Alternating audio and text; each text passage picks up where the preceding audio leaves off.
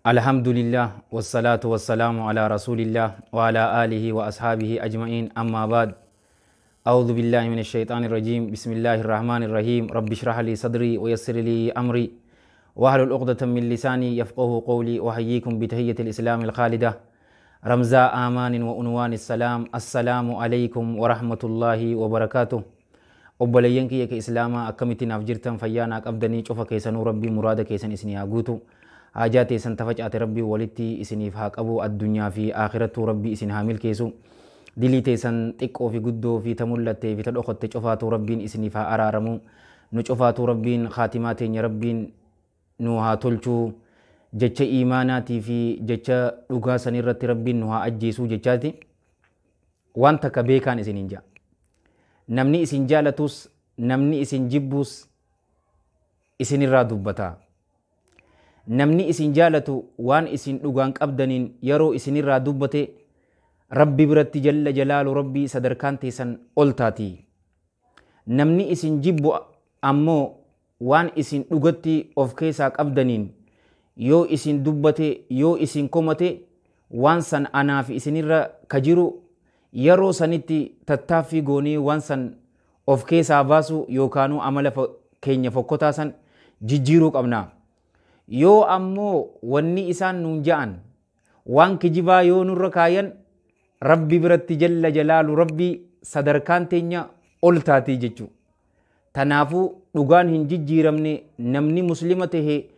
naamusa isaa hogguutuu irratti namni dhadheerachuun isaa waa hin oolamne keessaahuu ulamaa'ii yoo tahan du'aata yoo tahan xaalibal ilmii yoo tahan najaa boohuun hin jiruun isiniin ja'a keessaahuu warra qur'aanaa fi hadiisa sahiha yaada ulamaa'ii dubbatu yoo taate nama hin jirre cufaatuutu sirratti dhadheerataa kuni sunnaa hin jijjiiramne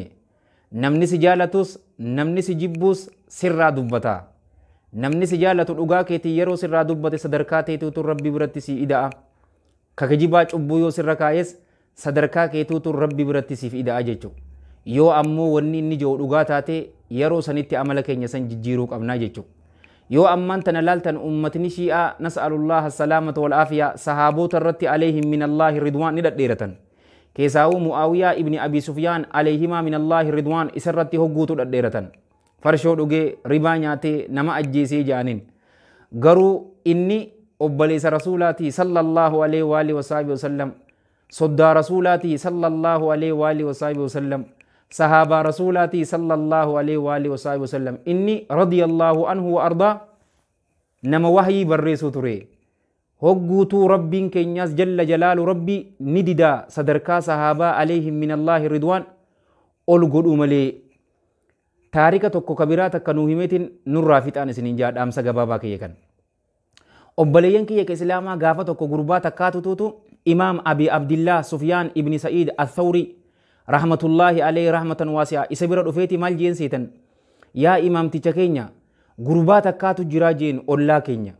غرباسن نمج أفاتوتو إسا جالتا جناني عالم تيجي قدام كن دكتور حديثة زاهدة الدنيا تنكيزة تكجيلا كتك أتكون مال جي رحمة الله عليه رحمة واسعة غربانسن وان تولتو تنما أجاجي hamturraa naman dhorkinee fi tanaafi isa jaalatanii ji nama toltutti nama ajajee hamturraa nama dhorku namni isa jaalatu namuma iimaana qabu qofaan isiniin jee obboleeyyin kiyya warri kaan immaa dhukkubsataan harkaa keessin fadhanii amman tanan agartanii sooshaal miidiyaa fi jiruu dhugaa keessattis obboleeyyin kiyya eenyurratti eenyutu dhadheeratu jira ulumaa teenya irratti dhadheeratu hin jiru daa'ii teenya irratti namni dhadheeratu hin jiru namni isin jaalatus namni isin jibbus isinirraa dubbataa isin nam takkaafuu gurra hin kannina anaa fi isinuu rabbiin addunyaa fi aakiratti rabbiin nu haa milkeessuun isiniin ja'a muraada keenya cufaatu rabbiin nu haa guutu dilii teenya cufaatu rabbiin nu haa araaramu biyya tanallee rabbiin ni dandahati nagaya haa godhuu fi wal komachuu dhiisnee du'aa'ii haa goonuufin isiniin ja'a iimaana keenya haa jabeessinu waan godhuu qabnu haa goonu yeroo san ni milkooynaa humaa takka hin taanuun isiniin ja'a allaahumma salli wa sallim wa baarik على سيدنا محمد وعلى جميع المرسلين وآخر دعوانا أن الحمد لله رب العالمين والسلام عليكم ورحمة الله وبركاته.